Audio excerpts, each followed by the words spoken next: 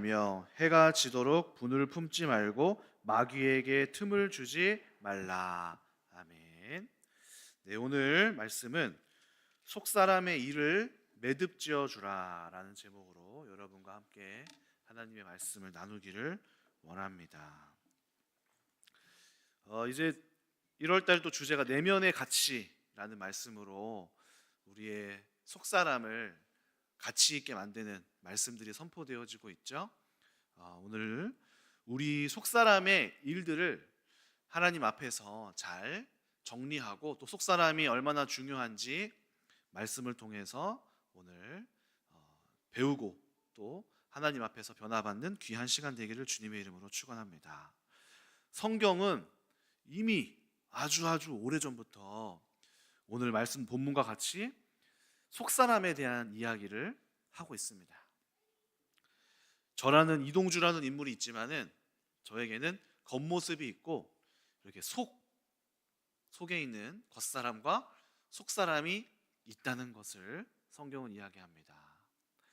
그래서 우리는 이 속사람에 대하여서 하나님 앞에서 우리의 영혼이기도 하죠. 우리의 영혼과 영을 하나님 앞에서 새롭게 창조해 나가시고 또 하나님의 피조물로서 구원을 받은 사람들이 우리의 겉모습으로부터만 바꾸는 게 아니라 속사람부터 하나님의 다루심을 이렇게 받아가면서 안에서 바깥으로 이렇게 속에서 하나님이 주시는 말씀을 듣고 그 영적인 메시지를 듣고 우리의 마음속 가장 깊은 곳에 있는 그 영혼이 다름을 받아서 이렇게 외면으로 이렇게 퍼져나가는 이런 과정으로 하나님의 사람으로 변화를 해가야 돼요.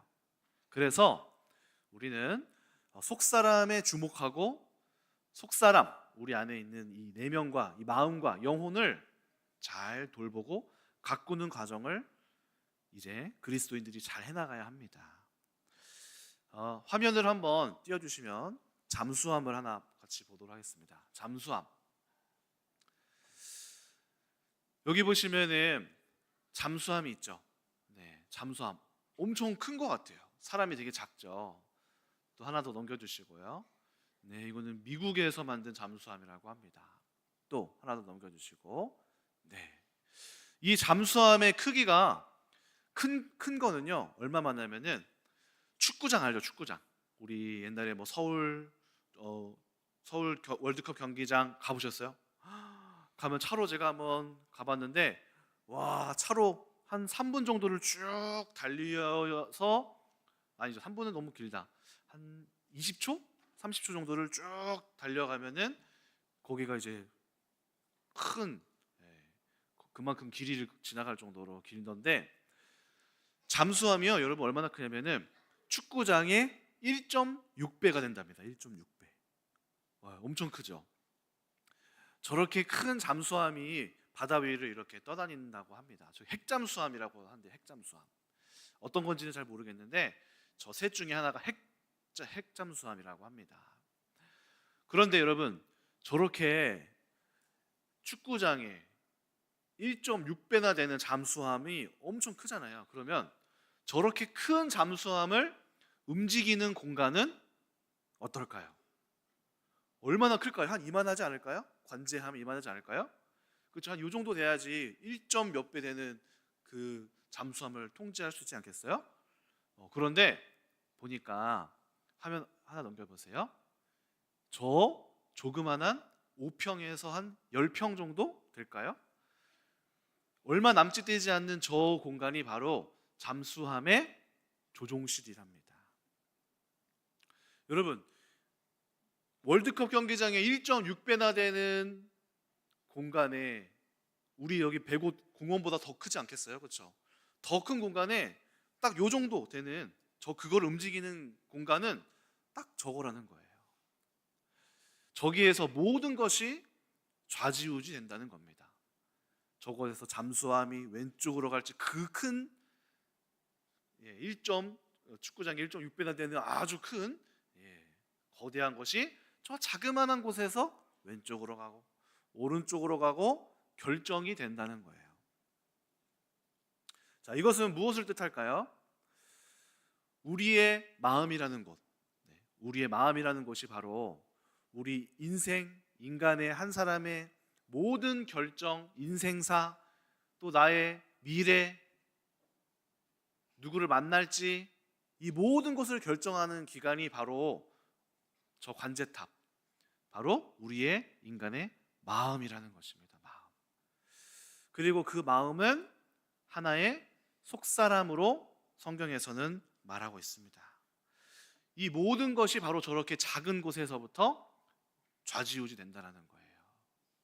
아주 중요하죠. 그런데 많은 사람들이 이렇게 마음과 속사람을 잘 준비하지 않습니다. 모든 곳이 결정되는 곳임에도 불구하고 이 속사람을 등한시 여겨요. 자, 하나 넘겨주실까요? 바로 사람들은 겉사람을 키우고 확장하는데 에너지를 많이 쏟는다는 것입니다. 저게 틀린 건 아닙니다. 자, 틀린 건 아닌데 뭐라고 되어 있죠? 외모를 가꾸는 거. 중요한가요? 중요하지 않은가요? 중요하죠. 외모 가꾸는 거 중요해요. 제가 오늘 여기 딱 우리 시온이가 외모를 잘 가꾸고 오니까 사람이 달라 보이잖아요. 그렇죠? 첫인상이 딱 좋아지잖아요. 그렇죠? 그리고 예배에 대하여서 사회를 보는 데 있어서 잘 이렇게 갖췄다. 이런 저 친구의 마음이 또 느껴지죠. 그리고 또 어떤 기술 자격증을 딴대요. 이거 필요할까요? 필요 없을까요? 필요합니다. 근데 우리가 사회생활을 하는 데 있어서 뭔가를 하려면은 능력을 갖춰야 되잖아요. 열심히 내가 훈련했다라는 보증이 되는 자격증. 또 학위를 따는 것도 마찬가지입니다. 내가 어떤 가르침과 지식을 논하는 데 있어서 우리가 이 학위를 통해서 지식을 배울 수 있고 자격을 얻죠. 또 우리가 공부하는 것도 마찬가지로 필요하고요. 건강을 위해서 운동을 하는 것 좋습니다. 또 친구들과의 관계를 맺는 거 아주 중요하죠. 또 이제 요즘에 또 우리 목사님 투자 공부 이야기 많이 하셨잖아요. 그렇죠? 우리 성도님들 경제적으로도 하나님 앞에서 가정 안에서 훈련받아야 되는 것을 강조하셨잖아요. 이거 너무 필요한 거예요.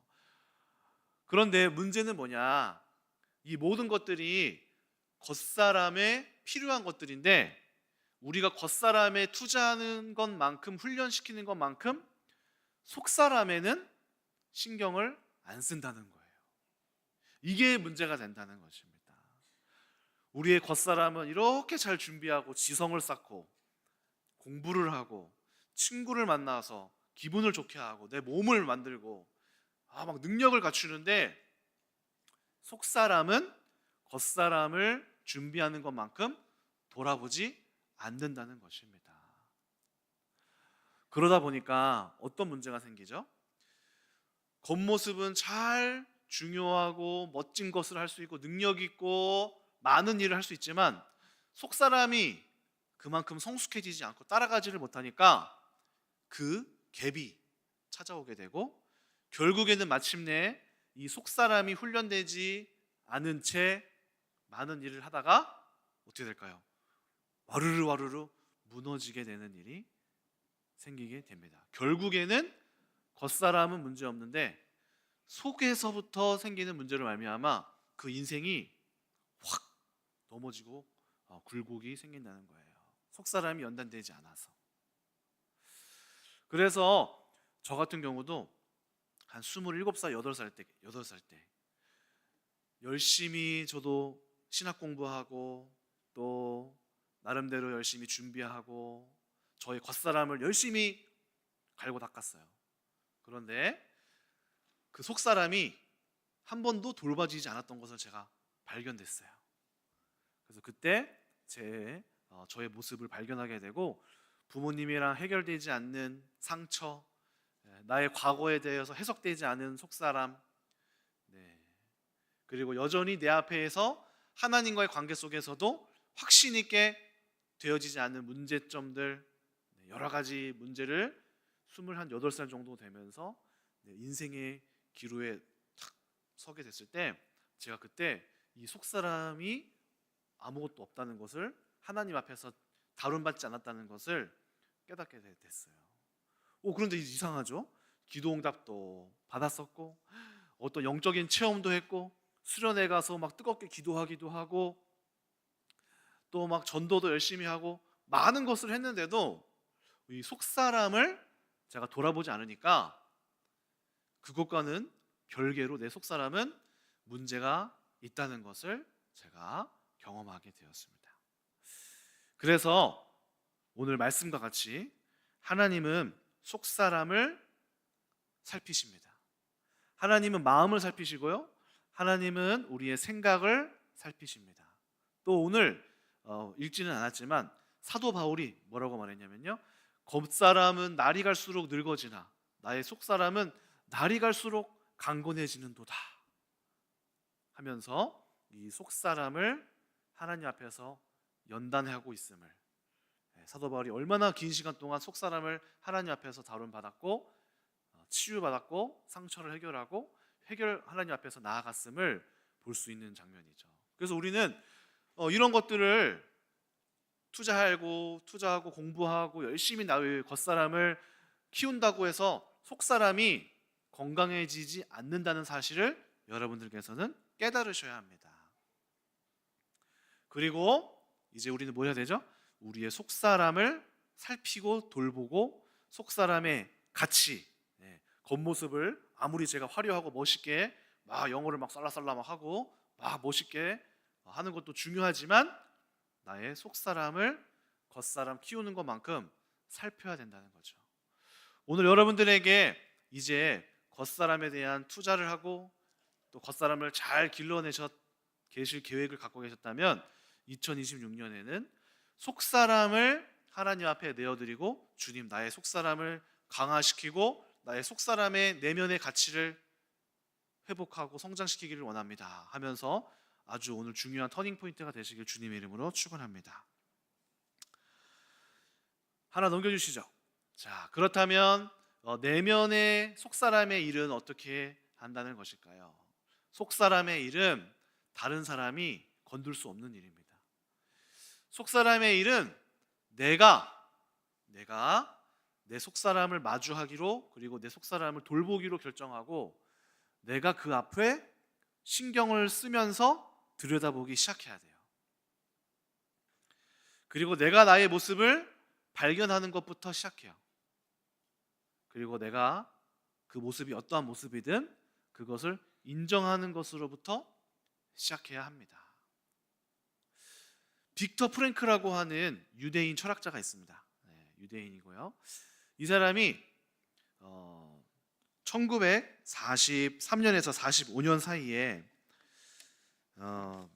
독일에서 나치 수용소에서 한 3년 정도를 고생을 한 사람인데요. 아우슈비츠 수용소, 어떤 수용소, 여러분 얘기 많이 들어보셨죠? 독일의 나치 세계 2차 대전에서 히틀러가 유대인들을 가다서 불태우고 했었던 그런 수용소입니다. 그 수용소에서 저 사람이 3년 동안 이제 돌아다니면서 살고 있었어요. 근데 저 사람이 그 수용소에서 아버지도 잃고 형제도 잃고 아내도 잃었어요. 자기 혼자 남게 되었어요. 그러니까 이 마음이 어떻겠어요? 무너지겠죠. 그러는 동안에 저 사람이 어느 날 혼자 이렇게 발가벗겨진 채로 가만히 앉아 있는데, 이런 과정을 겪다가 어느 날 문득 마음속에 이런 생각이 들더래요. 이렇게 큰 일이 나한테 벌어졌는데 내 마음속에 있는 이런 속사람,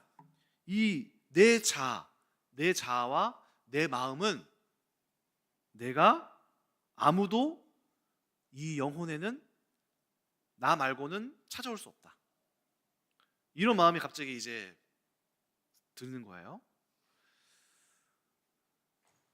거기 안에, 수용소 안에 있는 여러 가지 수감자들의 말도 있을 것이고, 또 감시하는 감시병들의 말도 있을 것이고, 또 수용소 안에서 벌어지는 아주 사람이 막 죽어나는 일들이 있잖아요. 그런데 그런 상황과 별개로 나의 영혼은, 내 마음에 일어나는 일은 내가 그것을 받아들일 수도 있고 받아들이지 않을 수도 있고, 영향을 받을 수도 있고 영향을 받지 않을 수도 있다. 이거는 나에게 주어진 영혼의 공간이구나 라는 사실을 깨닫기 시작한 거예요.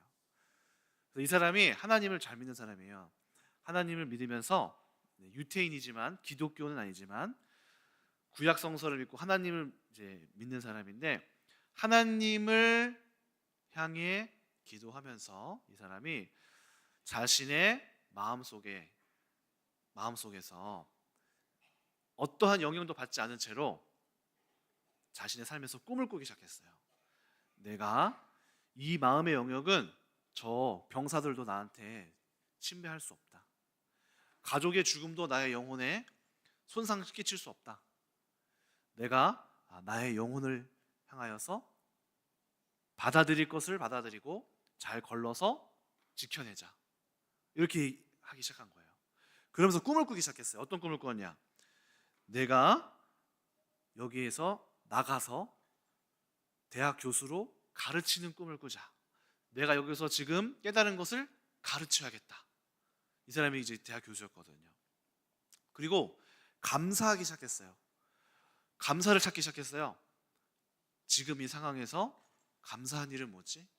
지금 이 상황에서 내가 어떠한 일을 내가 막 피해자로 피해보는 게 아니라 어떠한 일을 이렇게 얻고 있지? 하면서 그 안에서 왜 나한테 이러한 일이 발생했는가라고 막 억울하게 생각하는 게 아니라 하나님은 나에게 무엇을 요구하시는가로 질문을 바꾸기 시작한 거예요. 왜 나한테 이런 일이 벌어졌어가 아니라 나한테 하나님이 요구하는 게 뭐지? 라고 생각을 바꾸기 시작하는 순간부터 이 사람의 마음속에 원망이 줄어들게 되고 나를 향하신 하나님의 뜻이 발견되기 시작하고 이곳에서 나가서 내가 어떤 일을 할지 꿈이 생기기 시작하니까 그 수용소 안에서 자유와 기쁨이 생기더래요. 소망이 생기더래요. 하나님이 나를 이곳에서 또 어떤 일을 하실 것이지 하는 생각들로 이 사람이 이 영혼을 어떻게 하기 시작한 거예요? 자기의 영혼을 지켜내고 좋은 것으로 걸러내고 소망을 내 속에서 만들어내기 시작한다는 거죠. 그래서 결국에는 이 사람이 감옥 그 포로 수용소 안에서 다른 사람하고 다르게 되는 거예요. 얼굴 표정이 좋아지기 시작했어요. 그리고 이 사람의 이 마음에 감화 감동한 사람들이 생겨나기 시작했어요. 심지어는 그 독일군까지 이 유태인의 모습에 감화 감동을 받기 시작했습니다. 그리고 나서 이 사람이 이제 전쟁이 끝나고 여러 가지 이제 이 안에서 책을 쓰면서 심리학자로서 이렇게 이 안에서 있었던 이야기들을 펼쳐나가기 시작했어요. 그러니까 제가 하고 싶은 이야기는 뭐냐면은 우리의 이 영혼에 집중하고 또 성경 말씀은 이미 수천 년 전부터 내 마음과 생각을 지키라. 생명의 근원이 이에서 남이니라 하면서 이 마음과 이 속사람에 대한 이야기를 계속해서 해왔다는 거죠. 그래서 우리는 어떻게 해야 됩니까? 우리의 내면을 감찰하고 우리의 내면을 돌아보고 또 우리의 이 속사람을 잘 다루고 돌보는 일들을 시작해야 되는 것입니다. 자, 우리 PPT를 하나 넘겨주시면은 네. 우리의 속사람이 자라야 되는데요. 겉사람이 아무리 내가 기술이 있고 뭘 잘하고 능력이 있을지라도 그것과는 별개로 속사람은 어떻게 돌보느냐에 따라서 성숙해지기도 하고 성숙해지지 않기도 합니다. 그래서 제가 이제 곰곰이 좀 생각을 해봤는데요. 그렇다면 성숙한 사람과 미성숙한 사람의 차이는 뭘까? 우리가 어떤 모습을 보고 미성숙하다고 할까?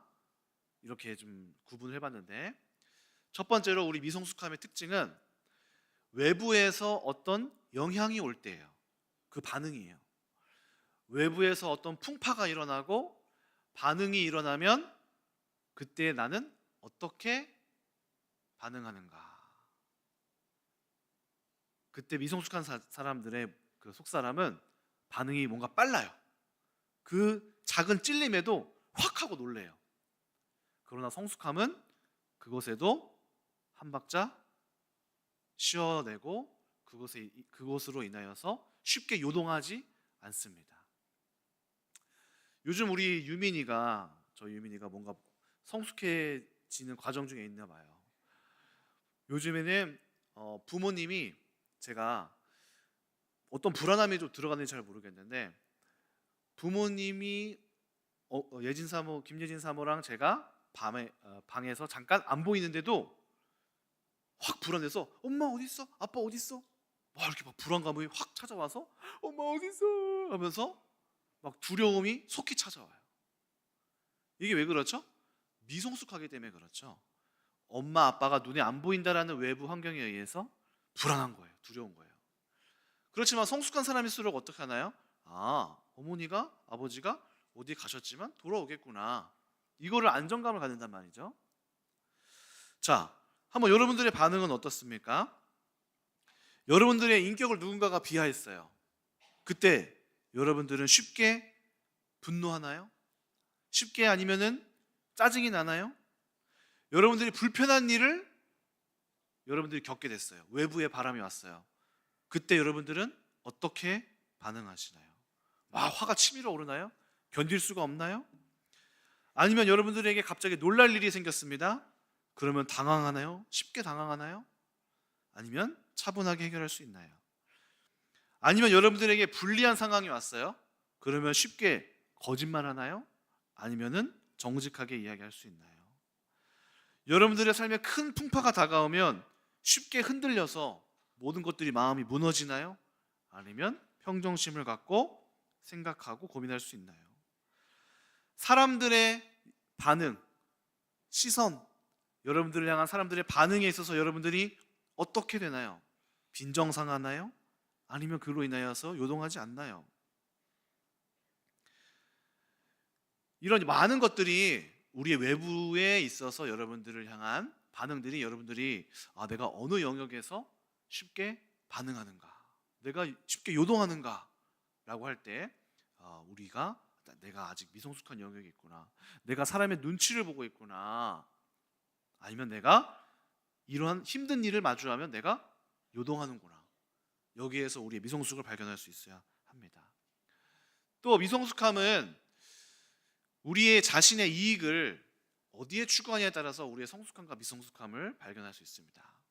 우리 어린이는 어떻죠? 우리 유민이는요, 요즘에 계속 남 탓을 많이 해요. 무슨 일만 하면은 자기를 싫어하고, 맨날 유준이만 안아주고, 맨날 유준이만 사주고, 분명 어디에 마트에 놀러 가서 유민이만 선물 사줬어요.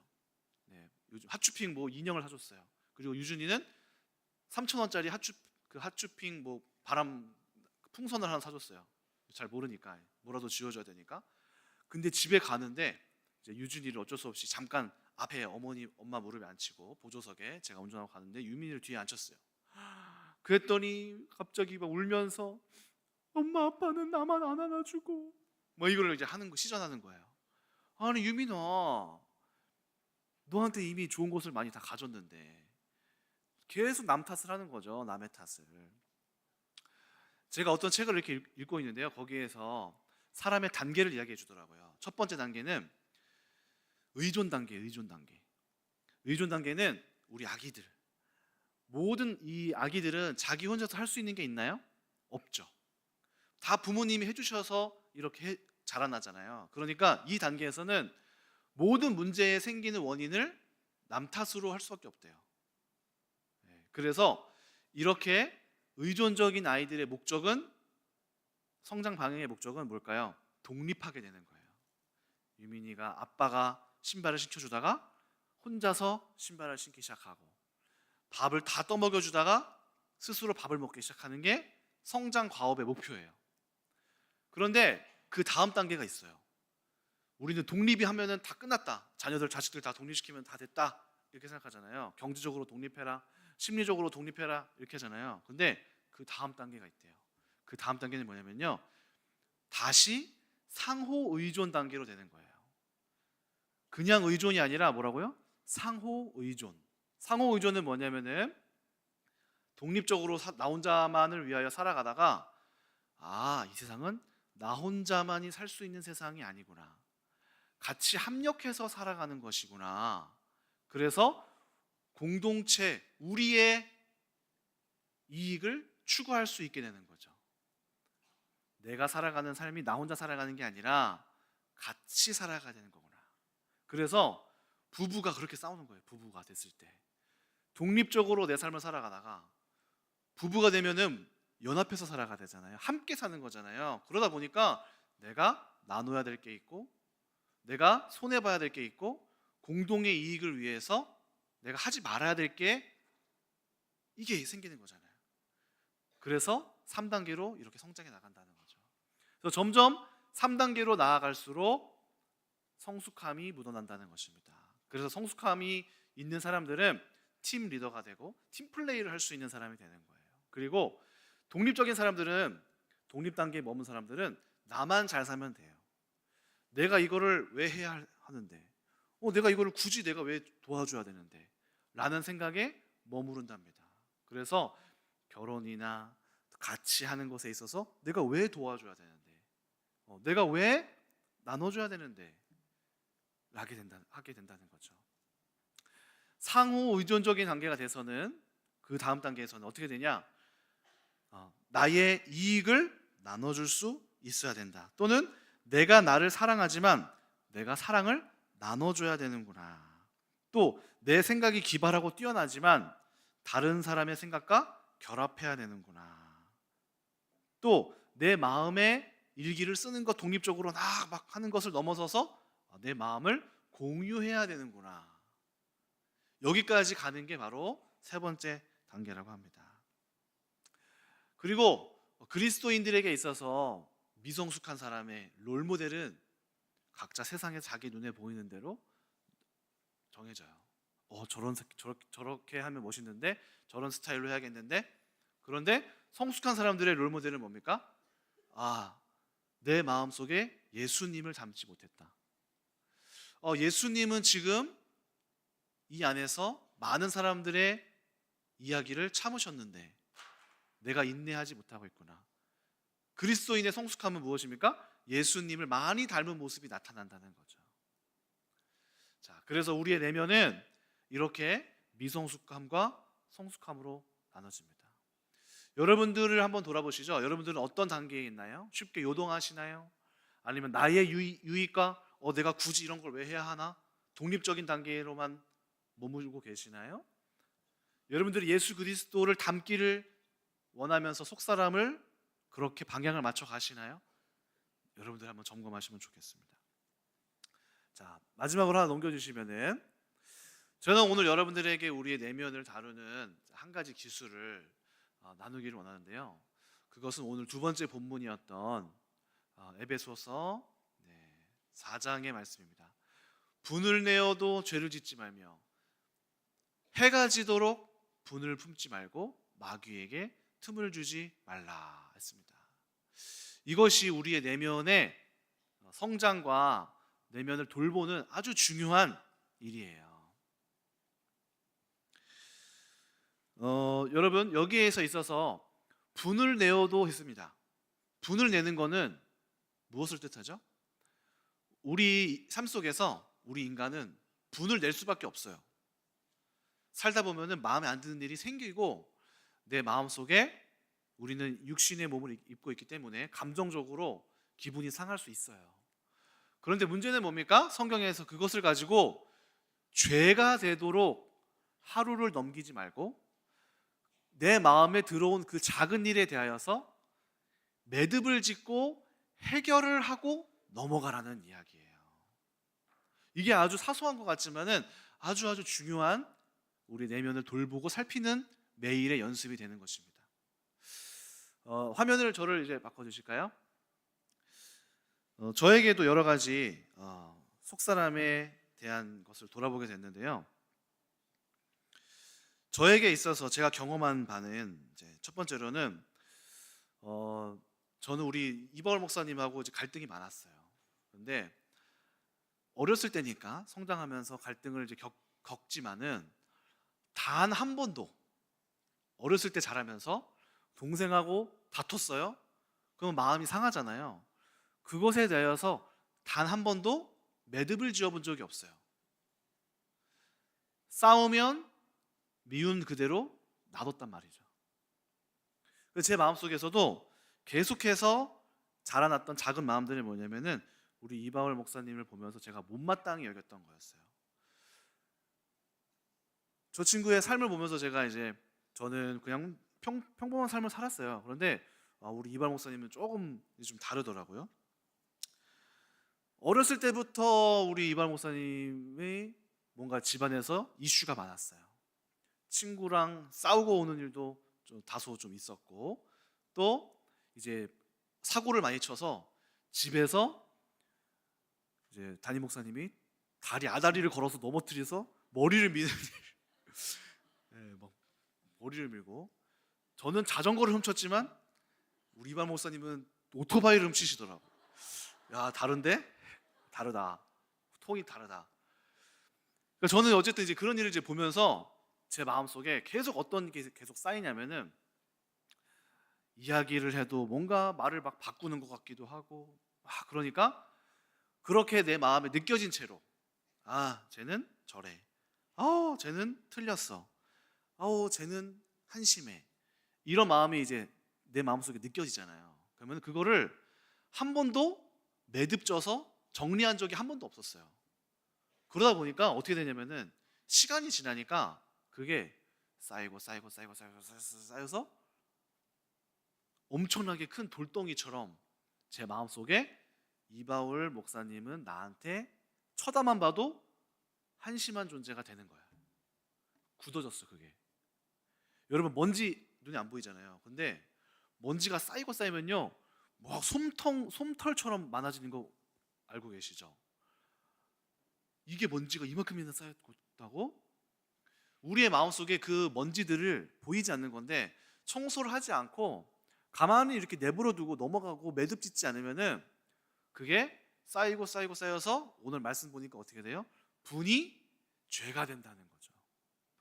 분노는 그냥 진짜 왜 저래 라는 감정이었는데, 이거를 해를 넘겨서 그냥 지나가고, 다음에 또 분을 내서 지나가고, 또 못마땅함이 여기고 또 지나가고, 정리를 안 하고 매듭을 짓지 않으니까 이게 죄가 되고, 마지막 본문에 뭐라고 되어 있습니까? 마귀에게 틈을 주지 말라. 마귀가 그것을 들고 쓸 수 있는 요소까지 돼버린다는 거죠. 그래서 여러분 마음 가운데에 이것들이 정리되어져 가는 시간을 가져야 돼요. 그래서 하나님은 놀라운 분이에요. 하나님은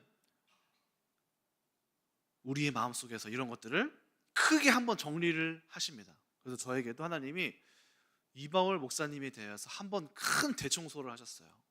제 마음에 쌓아왔던 그런 감정들을 어느 날 성경 말씀을 통하여서 딱 비추시고, 한 번 비추셔서 안 되니까 두 번 비추시고, 세 번 비추시고, 계속 비추시고, 막 하나님의 말씀을 통하여서 그 모습을 막 청소해 나가시면서 우리 이바울 목사님에 대하여서 제 마음에 원망과 이런 것들을 없애도록 계속 청소를 하시더라고요. 그 다음부터는 어떻게 될까요? 미운 일이 생길까요? 안 생길까요? 생겨요. 왜 안 생겨요? 사람은 다 생겨요. 안 생길 수 없어요. 근데 어떻게 될까요? 미운 일이 한 번 들어왔는데 바로 청소가 되는 거예요. 이제 죄가 쌓이면은 떼꾸정물이 있어서 막 대청소를 막 해야 되잖아요. 락스를 막 계속 뿌리고 불리고 막 물로 해도 안 돼서 다음날 또 하고 한 번 청소를 해놓으면은 그 다음에는 한 번씩만 청소해주면 되는 거예요. 그게 우리의 마음에 여러분들의 내면을 돌보고 속사람을 계속해서 작은 일조차도 이렇게 정리를 잘 하시는 일을 하셔야 된다는 겁니다. 저도 제 마음 가운데에 큰 일들이 많이 대청소가 됐어요. 저희 사모님에 대한 거, 또 저희 어렸을 때의 과거의 그 가난함에 대한 상처, 외모에 대한 낮은 마음, 또 바울 목사님과의 관계 속에서의 상처, 큰 대청소가 몇 번 되어지니까 그 다음부터는 작은 일들을 이렇게 돌보고 하는 일을 계속 해나가고 있어요. 최근에도 이제 제 마음속에 어떤 일이 이제 딱 들어왔는데, 오늘 뭐 왔는지 모르겠습니다. 우리 청년 중에 신학생 한 명이 있어요. 네, 그 친구가 같이 최근에 요즘 예배를 안 나오더라고요. 그래서 저 친구가 무슨 일이 있나 하는 마음이 들어왔어요, 저한테. 왜 안 나오지? 나와야 되는데 신학생인데 왜 안 나오지? 라는 생각이 하나가 의구심이 들었어요. 그래서 안 나오네. 근데 그 다음에는 뭐냐면은 제가 연락을 했어요. 어떻게 잘 지내냐? 연락을 안 받더라고요. 이상하네. 왜 안 받지? 뭐 그런가 보다. 다음에 전화를 했어요. 전화를 안 받아요. 왜 그러지? 그런데 인스타그램에 활동하는 모습이 나오는 거예요. 막 신나게 놀고 있어요. 맛있는 거 먹고 있어요. 핸드폰이 고장난 게 아닌가 보다. 그럼 내 연락을 봤을 텐데. 그런 일이 생기는 거예요. 그래서 이번에 또 이제 교역자들 이렇게 신학생들하고 같이 수련회를 가잖아요. 그래서 제가 연락을 맡았어요. 그래서 보냈어요. 그래서 누구 참석하겠습니다. 이렇게 연락이 왔어요. 그래서 이 친구한테도 문자 보냈어요. 네, 우리 신학생 누구누구 형제님, 담임 목사님이 호출하셨습니다.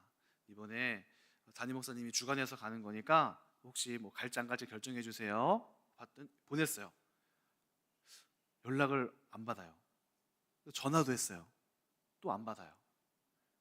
그러니까 마음이 어떨까요? 계속 이게 쌓이는 거예요. 왜 전화 안 받지? 박치기 할까? 박치기 해서 이거 받아버릴까? 주원이가 하는 것처럼 박치기 해버릴까? 근데 마음에서 그게 정리가 한두 번, 두 번, 세 번 안 되니까 마음이 점점 어떻게 될까요? 얘가 나를 무시하는 건가? 얘가 지금 담임 목사님께서 나중에 보니까 읽었더라고요. 담임 목사님이 가자고 하는데도 안 가게 말이 없어? 하면서 점점 제 마음속에서 어떻게 될까요? 이게 처음에는 정리를 안 하고 그냥 그런가 보다, 무슨 일이 있나 보다 에서 시작했는데 점점 마음에 이게 완악함으로 저한테 이제 확 커지더라는 거죠. 그래서 그걸 제가 이제 발견하고 이렇게 가면은 내가 얘를 미워하겠다, 얘를 못마땅히 여기겠다 해서 어떻게 했을까요? 하나님 앞에서 이거를 이렇게 정리해 나갔어요. 기도하면서, 하나님, 제 마음속에 이게 점점 커졌네요. 가만히 놔뒀더니 그냥 지나가는 거라고 그냥 여기고, 불편한 마음이 뭔가 있을 때 긍휼한 마음으로 매듭짓지 않고 뭐야 또 안 받았어? 그냥 기분 나쁜 채로 넘어갔어요. 다음에 또 기분 나쁜 일이 있어서 뭐 또 이러네? 그냥 넘어갔어요. 그랬더니 이게 날아가는 게 아니라 제 마음속에서 쌓여더라는 거예요. 분을 품고 하루가 지나니까, 정리가 안 된 채로 하루가 지나니까 감정이 어떻게 되더라는 거죠? 죄가 되더라는 거예요. 그러고 나서는 마귀에게 틈을 줄 수 있는 영역까지 가더라는 거예요. 감사하게도 이거를 발견한 것이죠. 내 마음속에서 얘가 점점 미워지려고 그러네. 그래서 하나님 앞에서 이거를 기도하면서 정리하기 시작했어요. 하나님, 지금 이 사건에 있어서 제 마음이 얘를 미워지려고 하네요. 하나님 앞에서 이거를 이렇게 고백했어요. 정리가 됐어요. 그래서 이 친구가 결국에는 1월 1일 날 예배 때 왔어요. 저 3층에 뒷자리에 이제 있더라고요. 그래서 제가 뒤에 가서 이렇게 백허그 해줬어요. 안아줬어요. 네, 남자예요? 여자 아니에요? 남자 청년이에요. 네, 그래서 야, 무슨 일 있었냐? 힘든 일 있었냐? 장난도 걸고, 야, 너도 왜 연락 왜 안 받아? 너 죽을래? 네, 죽을래라고 해서 나쁘게 한 거 아니에요? 야, 너 안 돼. 야, 왜 그래? 야, 목사님 이렇게 같이 가자고 하시는데 너 갈 수 있냐? 못 간다는 거야. 알겠다. 그러면은 다음에 같이 가도록 하자. 혹시 무슨 일 있으면은 나한테 연락하고 이렇게 해라.